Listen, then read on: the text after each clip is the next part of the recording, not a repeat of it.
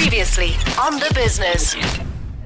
Now, we're talking to Heinz Winckler about the business of music and kind of looking at idols as a little bit of an insight because you were the very first South African idol. Yes. And you won that all the way back in 2002. What were you, like 11 then? Here we go again. We're always teasing Kriya. Okay, so I wasn't 11, but I remember it very clearly.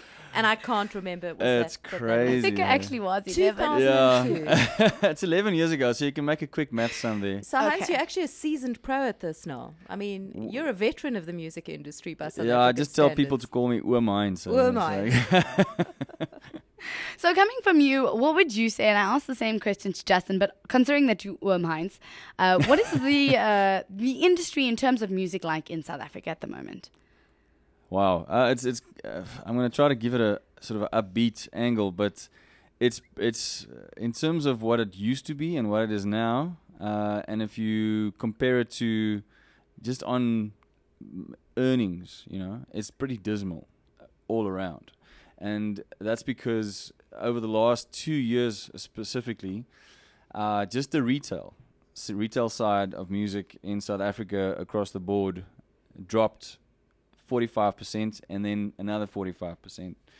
And we are in a time where people are not buying records, and people think that because they're buying on iTunes it's still going well, but it's a lot less sales, and it's only singles or mostly singles that they're buying. They're not buying albums. If they do buy digital, then you have piracy. And the fact that there's been a recession and people are just spending less on what they view as luxuries, which is music, one of them. So there's a few top artists who are doing very well, and it's all based on a hit. If you've got a huge hit, you will do well and you will be booked for shows. And we do most of our income with live shows. So your live shows, your income, it's all dependent on how good your last hit is or was. So if you can keep that going, you can do well. But there's a lot of new artists coming to the scene all the time, especially in the Afrikaans industry where have been in the last 3.5 years. There's a huge, influx of new guys trying to get in. So the pie is smaller, the artists are more, and it's a tough time. But at the same time, it's an exciting time because the ones who are able to make this time still work and get through this and find ways to adapt and to reinvent themselves, I believe will be the ones that are going to, in 10 years' time, be the artists with still have a career and who will have longevity and who still will be entertaining, South Africans and hopefully the world. Heinz, we heard a similar kind of thing from Justin earlier on the show, where he spoke about the focus on gigs and that kind of live performance side of things. Yeah. And you've just mentioned those who can adapt, those who can reinvent to the new industry, because the whole business model has shifted. Oh, absolutely. So part of that reinvention must surely be, it's not good enough just to have a good voice anymore. This is about showmanship and performance. And it's the whole package. Yeah, it's understanding every part of the business.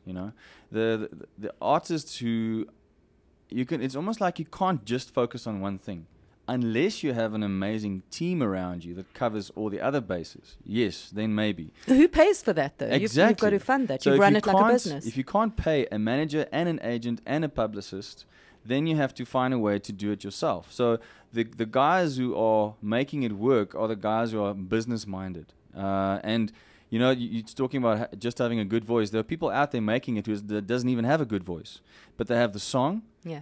Or songs, and they have the way they know how to market, and typically they are good entertainers. So you'll go to a show, they might not be like the best vocalist ever, but they put together a show that people have an experience with. So it really has become the business of music. Yeah, I mean, when I got into this industry, my main source of income was live shows, and sort of CD sales was a nice bonus every 6 months, but because that's when they pay out on royalties. But that has become so much less that you only kind of relying, or the most of us are relying on live shows. And live shows you get because people want to see your show. That's one reason. And if you have a hit on radio, especially in the English market, it's very hit driven. You get corporate gigs if you have a hit on English radio.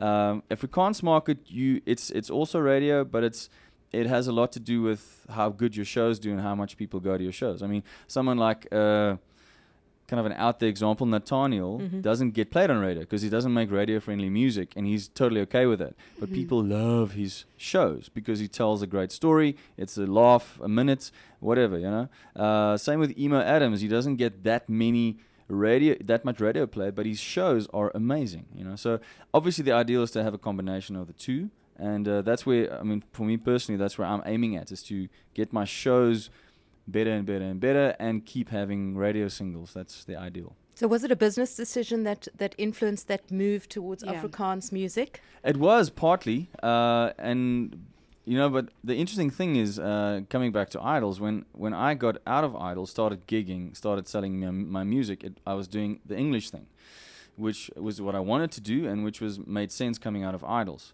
But what I found was that the biggest part of my audience coming to shows, in other words, paying my salary and buying my music, was Afrikaans. Yeah. And I was Afrikaans, and I am Afrikaans, but in the show I only spoke English. And a lot of people still think I'm English today, but my following was very much Afrikaans.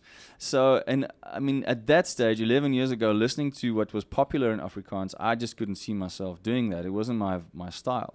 But then it developed to a point where I felt like maybe I can do my thing in Afrikaans. And so I started thinking about that in 2007 after I did 3 English albums, and I ended my relationship with Sony, or BMG at that stage. And then I got the opportunity to do a musical in the States. So I was gone for almost a year. I came back, and then it was like, okay, let's try the Afrikaans thing. And I was nervous about it, you know, because I was worried people would go, yeah, he's just doing it for the money or whatever. And I told everybody, I'm not going to do it for that reason. I want to know in my heart that this is the right next move, you know. And I got eventually to the point where I felt like, let's take a leap of faith and write and produce and see what happens. And I was very blessed. People responded very positively, and that album went platinum. And I've never had a platinum album in my life before that, so it was great. Yeah. When it comes to kind of idols, if you want to take it back to idols, what do you, as an artist who wins idols, or even, as we've seen, not everyone that wins idols is very prominent in the industry after that. Yeah. But what do you get out of that? Like, what is the financial backings, the mentorship, that sort of stuff that you get out of idols? How honest do you want What me to kind be? of a chuckle is that, Heinz? It's many moons ago, so we can talk about it No, quite freely. I've become a lot more straight about it. So, anyway, here goes.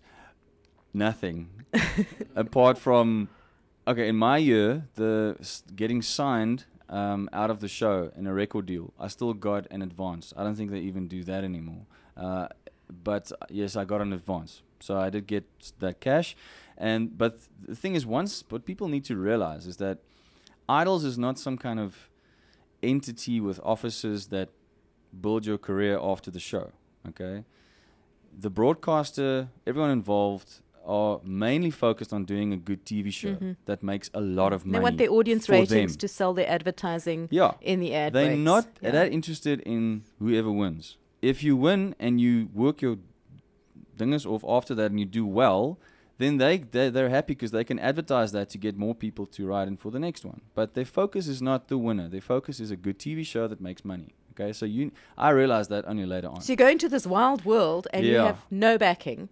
That was my experience. Yeah. Then they gave us backing, but they gave us a publicist to be our manager, which is 2 very complete different disciplines. Did in the you know music that industry. at the time, or is that what you I learned was so the hard green way? and clueless. Yeah. I had no idea. I mean, I did find it weird that they said one of the judges, Marcus Brewster at that time, who was a publicist, will be your manager. And I was like, isn't that 2 different things, you know? But I was like so green and clueless. I went, okay, well, let's do what they tell me to, you know? And then he appointed an agent who was a friend of his who was out of work and only had experience in television, but not booking an artist. So they kind of helped each other. I found out that they were taking 40% of my takings instead of 20, which I thought it was. And so I got out of that arrangement as quickly as I could, but I had no idea what to do next. So, and a year in, I started getting criticized heavily by the media because where's Heinz? He's not visible, he's not whatever. And I realized being on that show, you're on live primetime television twice a week. All right. Now, you know how it works. On radio, you sell advertisement. That space, that time has a costing. Now, that's how they say publicity. That's how you cost it. So I literally had millions of rands of publicity, editorial for exposure weeks and for weeks free. and weeks. Yeah. And Mnet had a publicist who made sure we were on every cover and whatever. That was great. I mean, that was worth so much. And that was the platform you get with idols. That's the huge thing that you get that you can capitalize on. But after the show, that all ends.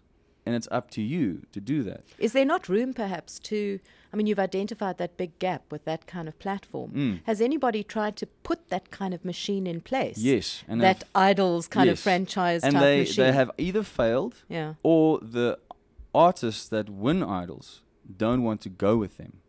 3 years into after idols, I formed a management company with the guy from my label who we worked together closely. He left the label, we started a management company. We managed a Lyra, we managed a new artist, we managed some other people as well. And Vanessa, we worked with Louise Carver and a few other people. And we went with a plan to the label and to the broadcaster to say we will manage the new Idols. winners. Because no one else had the experience that we had. I was an actual Idols winner in the game with two successful albums and a successful live performance career. So we had the credibility that no one else had. So we went to them and we said, listen, let's try this. And they were keen. They said, yes, I think that's good. And they saw that there was a gap, luckily. But then we started working with the winners and they were literally not interested. Because what happened was, I'm giving away a lot of secrets here. What happened was, I'm just going to say, someone that did production on the show pulled them away, stole them away, made their own booking agency just to score on that first 3 to 6 months from the Idol shows. This is a soap opera, And Heinz. stole them away from us. Okay, so there was like crazy stuff. It is happening. crazy stuff. I think you should And write a book. we just went, well, if they're not interested, they're not interested. And then it ended up being a mess for those people. I'm not saying it's not because they went with us, but they made bad decisions because they weren't guided properly. And that is one of the biggest things that happens, because what you need to realize is that a normal music career, there's 5 to 10 years of grinding, gigging, building an audience, learning all these things the hard way, then knowing it, and then having that hit that cracks you open into the big market. Okay, so there's a journey. With an Idols thing, you've got amateur singers with no clue, mostly, of the music industry, coming into it cold, no guidance, and also I was the first one. Up until that point, that the label, in their defense, only worked with bands mostly who came with songs and a sound, and they just had to kind of package it and put it out. Now there's this new guy. He's like a solo artist. We need to find songs for him, first of all. Position him and it's like a create whole this new thing. So, I mean, there's to an extent, there's understanding as well for what they had to deal with. But from my side, it was just learning the hard way all the way. And luckily, I mean, with amazing people around me, family, friends, and a faith community, I was able to push through that thing. And the big thing that changed for me was that I was able to go to World Idol and back that up with a good second album. Yeah. And that sort of took things to the next level, because, South Africans are weird. If people from overseas say you're good, they suddenly go, "Ooh, you must be what good." is that though? Is that going to? It's so starting to change though, isn't it? I think so. But Yeah. when I had great feedback in the UK with World Idol, suddenly there was new interest, where my career felt to me like it was going downhill a year after Idols. That sort of, just because people over there went, wow, this guy can actually sing, South Africans kind of went, wow, okay, maybe he is good. So it was weird. Okay, I think I'm going to try and get Randall on the line. We did speak to Cool. him just in a little while, and he said that he was stepping into a meeting, but he was going to give us some time. So let's see if he is actually available. Hopefully it rings. There we go. Let's see if I wonder what Randall's ringtone is. How's it? Hi, Randall. How are you? Good. Good. Welcome to The Business on Balls Radio. I'm sitting with Astrid Askar as well as Heinz Winckler, and we're talking the business of idols. Thank you very much. Hello, Randall. How are you? I'm well, and you? We were chatting a little bit earlier with Heinz, and pretty much what happens with an Idols winner. I don't know if you want to just walk us through the process of what exactly happens after someone wins Idols. Well, basically, after someone wins Idols, I mean, it's one's got to obviously consider the period when the album has to be released. But the first thing that we do is we record a single with the winner.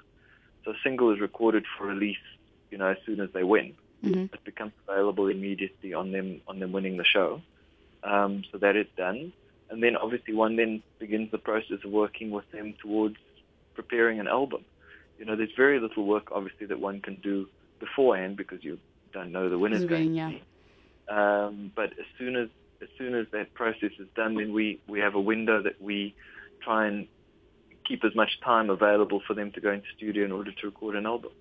And when you actually step into studio and you record the album, that's included in your winnings package, if you want to put it that way. That's part of your contract. That's right. Okay, and the process after that, the kind of the marketing, the bookings, the agent. Just like with any other plan, with any other release that we have, there's a marketing plan. They become a full certified UMG artist. We get involved with them as we would with anybody else. Randall, it's Astrid here. If you had to put a figure to the value of that package for an Idols winner today, what is that rand figure? We don't really put values around it, and unfortunately, we don't discuss the intricacies of our contracts with artists either. I mean, obviously that relationship is between ourselves and the artist. But let's just say that, it is a fully fledged recording contract with a major label. All the recording is done, all the marketing is done as one would with any other release. I'll tell you what it probably is. Can Heinz venture a guess, Randall? Well, Heinz can venture a guess, but obviously, Heinz was involved with... that was a different contract and a different time. Of course, a different time. We're going back many, many years. No, what I can tell you is that an album, a typical professional album with about 12 tracks at a good producer with live musicians is going to cost you anywhere from 10 to 15,000 rand a song. So you're looking at about 120, 150,000 rand just for the production. Then TV, radio, all that marketing that has to go into it is the bigger cost. And that, depending on what the label is willing to spend, is anywhere from 250 to 500,000 rand just on marketing. So you're looking at least a 350 to a 500,000 rand worth of contract. So, but that's not money in your pocket. That's money spent by the label. So, yeah. Randall, quite a message that's coming through today on the show is the shift in emphasis to having to really be good at the live gig side of things. The music events, being able to perform.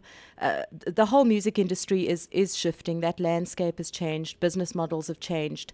Your comment on the shift from the focus on the CD sale to that live performance. I think it's always been the case. I don't think it's certainly, there's been a decline in CD sales, the sales of physical CDs. But always it's been important, touring artists have always been commercially successful as well. There are not that many recording artists who haven't toured. If you look at, the heyday of CD and LP during the 1980s, for example, the biggest selling artists were also the biggest touring artists. So Springsteen, Phil Collins, Genesis, Michael Jackson, Whitney Houston, they all toured, People are, there's always going to be a feeling that people want to see a performer live and go and experience it. Randall, I just want to get it back kind of to the business side of things. When you record an artist and you get the artist out there, how does the record label then make a profit from the artist, or actually make that, as Heinz would say, half a bar back from the artist? Well, from the sales of the rights that we hold for the sales of the CD and the sales of the digital master. Well, what are you looking at in terms of a percentage? Well, again, those are contracts between ourselves and our artists that we don't share with anybody. If you could give us a round ballpark figure, please. Unfortunately, I can't. As I say, every contract is specific, so certainly I can't get into the minutiae of our contracts, and we don't. You'll understand that our contracts are confidential. Okay, if I have to look at maybe going back to the idols point of view, and when it comes to someone who wins idols, let's say for example, now we're in the top 6 currently in South Africa, and we're going into top 5 within the week. When it comes to a winner, and in terms of their packages that they get, do they get a large sum of their future income from sponsorships, or is it actually from their music? Well, they'd be treated like, any other artist. So, I think artists, will make income from both. They'll make income from their royalties if they've written some of the songs. Heinz can tell you about that. They'll get publishing royalties if they've written it. They'll obviously get broadcast royalties once they get played on radio. Where the industry is currently waiting and involved in litigation around performers' rights. Needle time. That have to be paid, needle time. Yeah. So there are many different dimensions to how an artist would derive the income. Okay.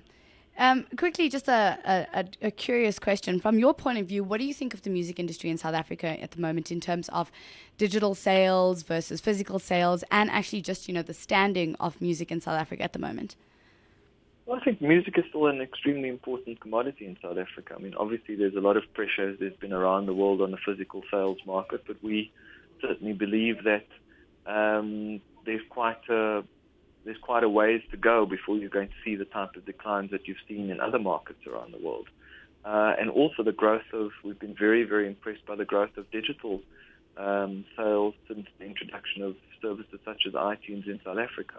So I would say that the market is definitely buoyant, and much the same way as artists have to, consider their business model, rethink their business model. So do we, and we continue to do so. Okay, great. Well, thank you so much for coming in and chatting. Well, at least us dialing you in. Yes, thanks, Randall, for answering the phone. Perfect. Thank you very much, and we appreciate you chatting to us. Great. Bye, Thanks. Randall.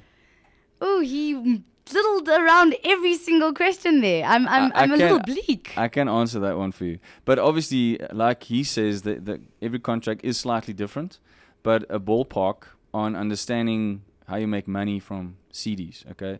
So how a record label works, they try to get the best possible, obviously they're a business trying to make money, okay? So they want to spend as little as possible, sell it for as much as possible, okay? So typically, let's say you spent R500,000 on an amazing artist that is about to release, okay? Then you want to make that money back, obviously. So now they need to get into retail. A record label sells an album to a retailer at what they call the PPD, purchase price to dealer. And that is on a normal album, it's anywhere from nowadays they probably negotiated down. So I would say anywhere from 45 to 55, sometimes 60 Rand. Okay, that's what it sells to for the retailer. Now the retailer goes and sells that. Nowadays they have to keep it under 100 Rand. For people to actually buy it. Now, it's crazy. It was one of the few things in our country that in 10 years has not gone up, but has gone down, okay? So now from the PPD that the album, the record label gets in, so that's let's say it's 50 Rand. They get 50 Rand. A typical artist deal, you'll get, that means they sign you, you don't put any money down, but you get a royalty for being the performing artist. Now, that's just performing artist royalty, okay? That is anywhere from 10 to 13% of the PPD. So you're talking about 5 Rand to maybe 7 Rand, okay, that you get. Then, so that's 13% of the artist. There's 6.76% of the PPD is publishing royalty. So all the writers or writer on the album gets 6.76% of the PPD. That's over and above the percentage that's gone to the actual artist. Yeah. So if you wrote everything and you're That's the over and performer on above everything, your- you're actually getting way more. Right. Yeah. So then there's that, which they should do, which a lot of labels don't do anymore nowadays, is a percentage for the producer, which you can think of the intellectual property a producer brings to an album. That's typically used to be 3 to 4% of the PPD. A lot of labels are saying, we'll give you more work, but just pay you a fee and not the royalty anymore. Which I have a problem with, but anyway, I understand why there's a pressure to do that. The rest goes to the label. So those are the splits that you're Okay. looking at. Yeah. It's very interesting to know that because, I'm guessing it works kind of similar when it comes to digital sales. Yeah, the pie is just smaller. Yeah, You're because getting a lot selling it less there. Yeah. cash in to split, and you've got more middlemen that are taking a cut. Like your iTunes. So where on etc. a CD sale, an artist would end up with about 6 or 7 rand, you're ending up with more like R2.50 to R3 on a digital sale. So you've really got to go for the volume model if you're going Yeah. to go the digital route. Absolutely. Great. It's all about volume. Well, thank you for coming in, and Astrid, thank you for all your contributions today. Thank you, Kriya. We've unfortunately run out of time, even though this was very interesting, and I would have loved to have gotten more out of Randall. I can see your face is showing it all. I'm like, damn it, I wanted more information. But this is The Business. It is brought to you by F&B Business Banking. The Business. Weekdays 11 a.m. to 12 p.m. On balls.co.za. Brought to you by FNB Business Banking.